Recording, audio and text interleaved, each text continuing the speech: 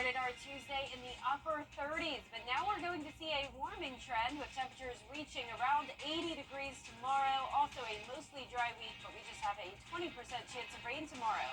All those details coming up. Now at 10, beautifying a local college campus. The details on a big grant given to Payne College. Also ahead, big changes on the way to Columbia County schools. We go to a school board meeting tonight. And local leaders gather to host a panel on sex trafficking. They explain how to keep your loved ones safe as your news at 10 starts now. Live from Television Park, this is WJBF News Channel 6 at 10 on MeTV. Good evening, I'm Hannah Latier. Thanks so much for joining us. Coverage you can count on begins tonight with Payne College receiving a big grant to help beautify its campus. Nikita Dennis is here with that story. Yes, students at Payne and many others voted to help the HBCU win $150,000 through the Home Depot Retool Your School program. It's a grant awarded to historically black colleges and universities, investing in the improvement of their institutions. The Home Depot Retool Your School program allows people to vote for an HBCU to win funding that will go toward fixing up its campus. And we are using this grant for what we're calling relaxing green spaces. So there'll be benches around campus and with charging stations for our students and gazebo and things like that to make it a more attractive and useful environment for our students. Home Depot has awarded 42 HBCUs with nearly $3 million in grants for campus enhancements this year. I spoke to Payne College President Dr. Cheryl Evans-Jones, who tells me this is the first time Payne has won this grant. So our students, our faculty, our staff, our alumni, and our friends all came together to make sure that we won Home Depot's Retool Your School. She says she's grateful for the help from the community to make this possible. As you know, Payne College is the CSRA's only HBCU, and I think it's incumbent upon the entire community to do whatever they can to support Payne College. And while we are extremely grateful and appreciative to all of those who voted in Home Depot's Retool Your School contest, I like to encourage all of those people who are not directly affiliated with Payne College. Jones also says they're always working to improve their campus, and there are other campaigns you can get involved in to help. You can find that information on our website at WJBF.com. Back to you, Hannah. All right, Nikita, thank you. It's time now for our first check of the weather. Here's meteorologist Jenna Petracci. And Jenna, it was a beautiful day today. Yeah, that's right, Hannah. We had a whole lot of sunshine and definitely no rain for today. Here's a look at our Terry Lambert Hyundai Skyview cam now as things are dry outside.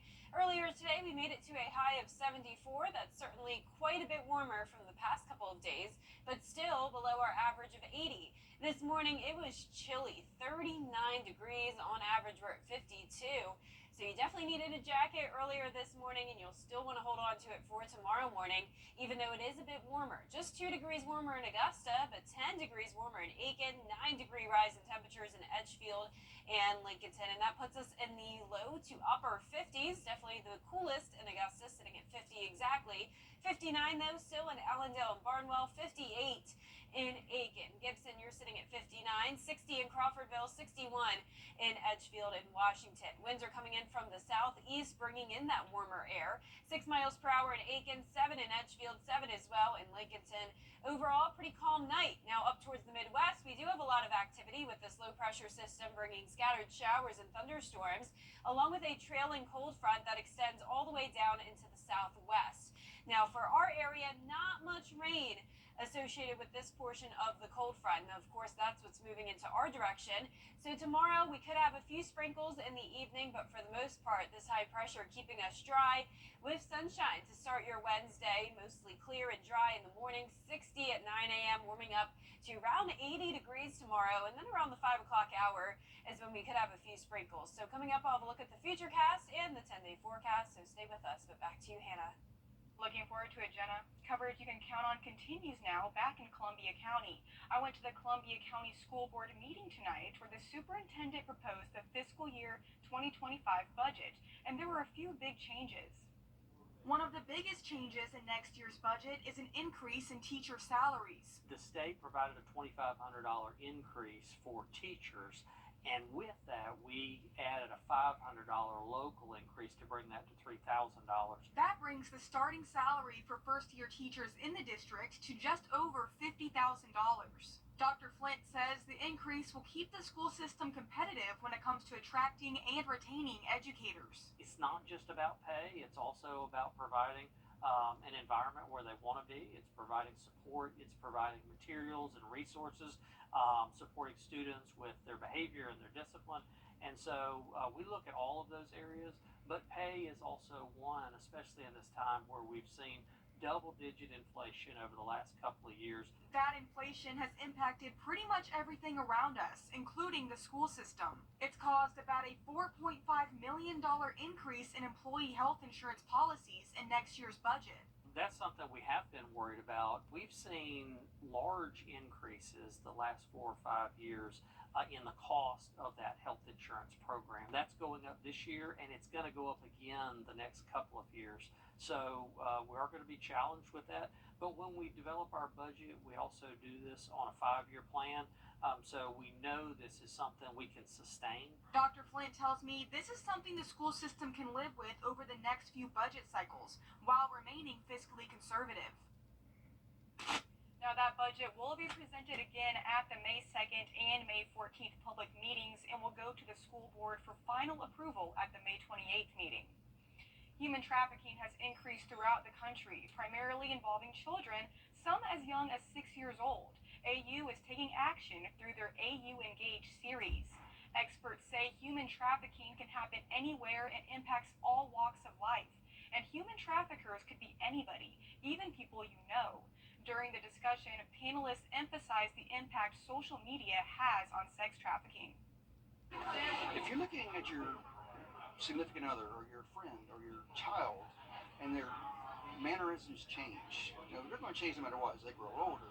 But if they become withdrawn, if they're starting to stay away from people, if they're staying on the computer more, being more secretive, if they have items like money and things like that that you didn't give them, that's a red flag. It's something to look for. If you suspect someone you know may be a trafficking victim, there are resources available to you, including child enrichment and the sheriff's office. A new development tonight for Lake Olmsted Stadium. While maintenance at the stadium continues to suffer, creating an eyesore, the city of Augusta has scored a victory in court. Last year, the city sued promoters C4 Live for $1 million for breach of contract after a series of concerts fell through. The promoters countersued. Now, a judge has dismissed the counterclaim and awarded the city judgment by default, paving the way for Augusta to possibly collect damages. I do not know the timing of that. The court has to schedule it. That'll be up to the court. And yeah, we would hope that we would be awarded what we sued for, which was $1 million plus. Why did Augusta win the suit? Because we were always right. We did nothing wrong. It was always C4 who didn't complete what they were supposed to do and left the stadium in disrepair. Ray says any money awarded from the lawsuit would go to the city of Augusta and not to the Development Authority. The Harlem High School Alumni Foundation is celebrating some of Harlem's most influential alumni and faculty in their first gala event. 2024 Legends on the Lawn is a scholarship fundraiser. The alumni group was founded 3 years ago and since that time has raised over $30,000. We were raising money and had scholarships for students at Harlem High School, and we have raised now probably over $30,000 just with our own efforts and scholarships and that kind of thing. And so we wanted to further that with Legends on the Lawn. Legends on the Lawn is this Saturday at 6 p.m. The semi-formal event is on the Harlem Public Library lawn. You can find ticket information at harlemhighalumni.org and on WJBF.com. Stay with us. We talk about big changes coming to education, what Governor Brian Kemp signed off on when your news continues. And a super spring forecast this week, feeling more like spring with temperatures getting back to around average tomorrow. Also a mostly dry week, but a few sprinkles possible tomorrow evening. All those details right after the break. Are you suffering from iView Network? Powered by Terry Lambert Hyundai.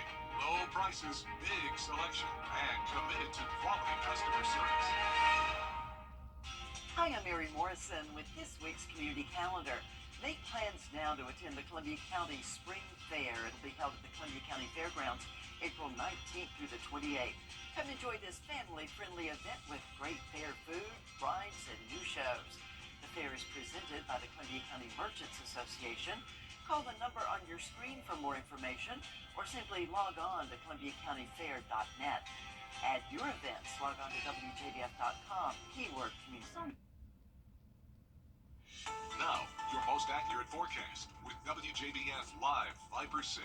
Welcome back. I had an awesome day visiting St. John's UMC Seed program in downtown Aiken. I got to teach the 4K class all about the weather, and I also got to read my favorite weather book to them. This is an adorable photo we took. They were all so sweet. And this girl here in the purple even wants to be a meteorologist one day. So thank you so much, St. John's UMC, for having me. I'm looking forward to visiting the kindergartners next school year. Here's a live look at our Terry Lambert Hyundai Skyview Cam now at Washington Road. It's been dry all day. We had lots of sunshine, and skies are completely clear now with a temperature of 50 degrees. It's going to be another chilly night, not quite as cold though as it was last night.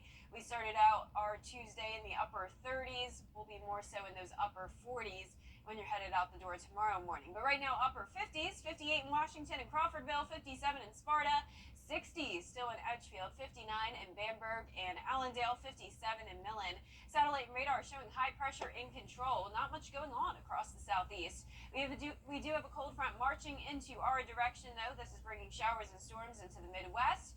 Not much activity here, though, and that's the portion of the cold front that will be moving into our area.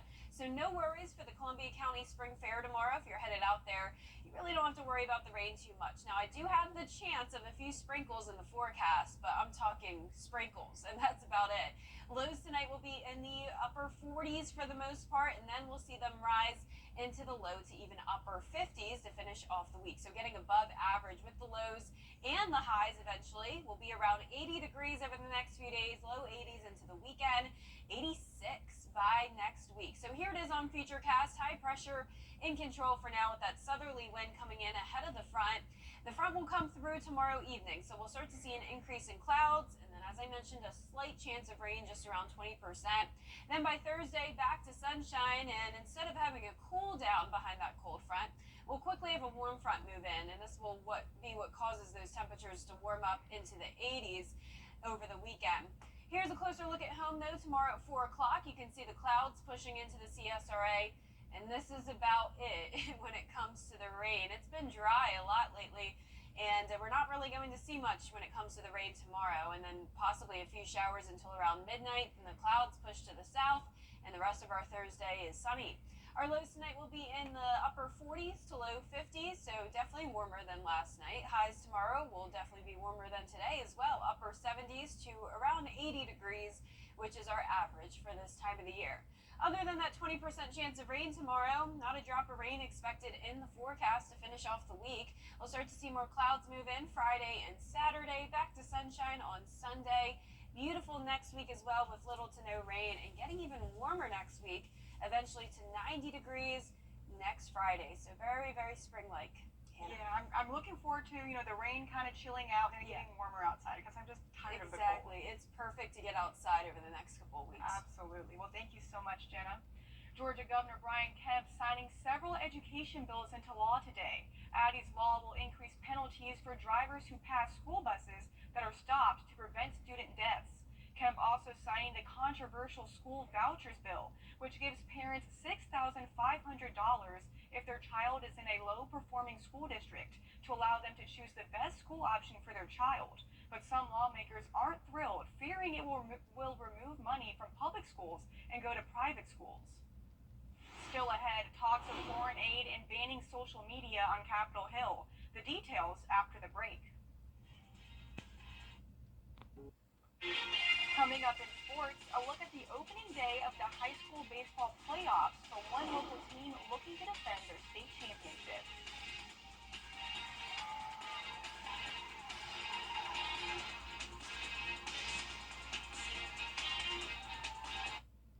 When you donate GHSA State Baseball playoffs getting underway this week. As usual, lots of Augusta area teams in the mix, hoping to make deep postseason runs, including the Harlem Bulldogs, the defending state champions in Class 3A.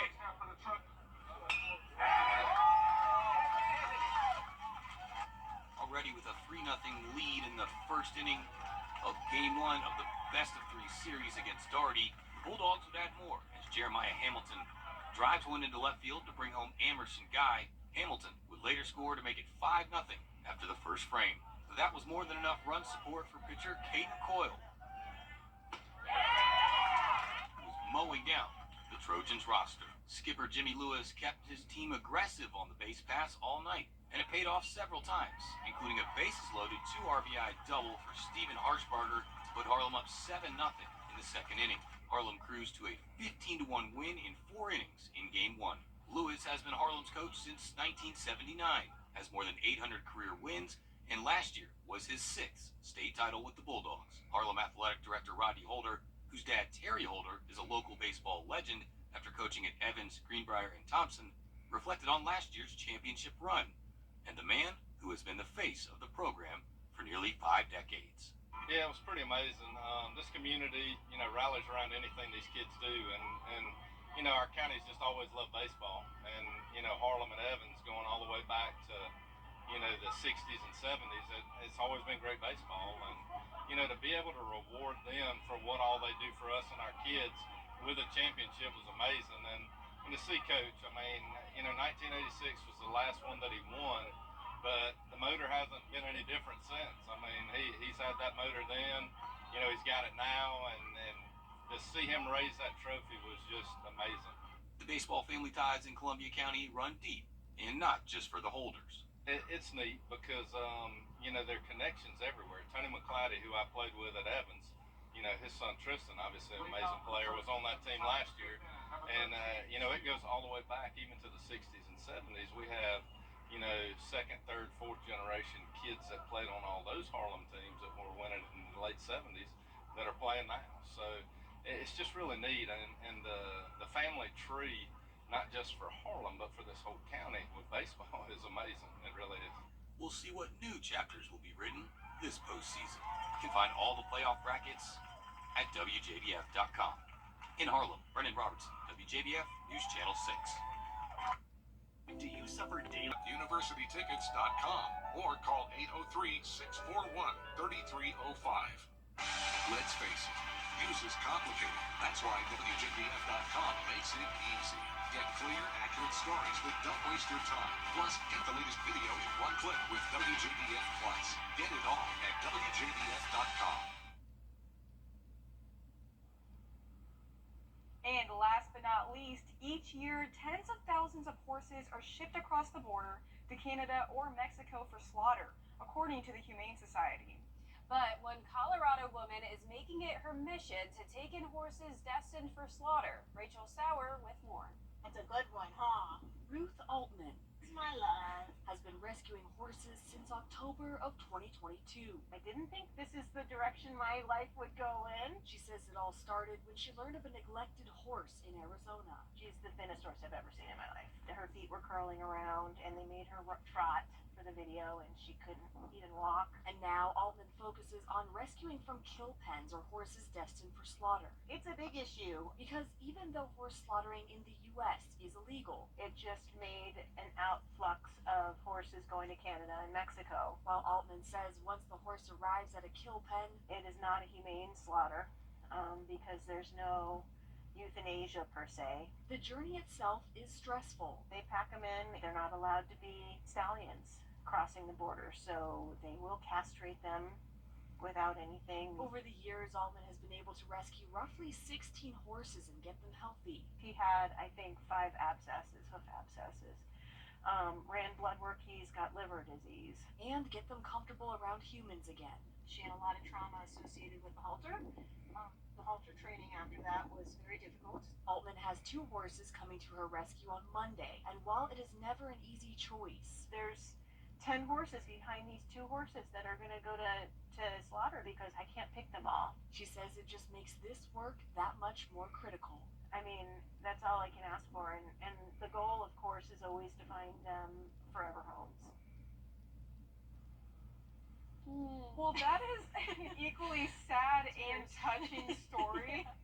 I know. Are you crying right now? No, Okay, it looks like you are. I know, my eyes are watering though, but no, that's sad. And I had no idea that even goes on.